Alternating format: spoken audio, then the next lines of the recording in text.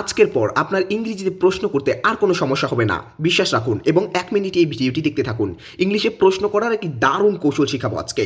কেমন বা কীভাবে বোঝাতে আমরা ব্যবহার করি হাউ, হাউ তা কী করে হয়, হাউ সো কেমন হয়, হাউ অ্যাবাউট আর কিভাবে হাউ এলস আর কিভাবে হাউ এলস। ওকে, যদি আপনি বলতে চান যে কতক্ষণ ধরে হাউ লং। ওকে, কতবার হাউ অফেন যাই হোক বা যতই হোক হাউ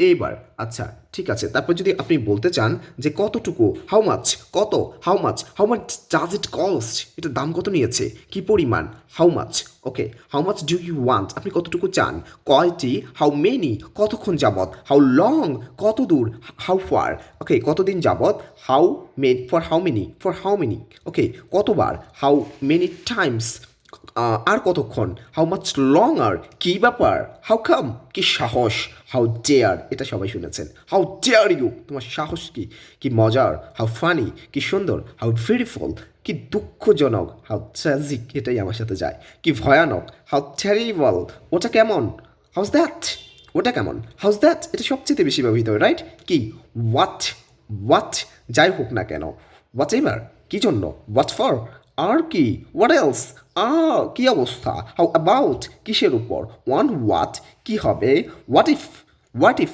কী হবে বা কী হতে পারে, ওকে কিসের দ্বারা, বাই হোয়াট কী ধরনের, হোয়াট টাইপ কী দিয়ে, উইথ হোয়াট কী দিয়ে, ওকে কী জন্য, ফর হোয়াট তাতে কি, সো হোয়াট এটা সবাই ব্যবহার করেন আমি জানি, সো হোয়াট অ্যান্ড লাইক ওয়াটের বাংলা আপনারা জানবেন কমেন্ট সেকশনে। পরবর্তী পার্টের জন্য অপেক্ষা করুন, এটা লং হয়ে যাচ্ছে।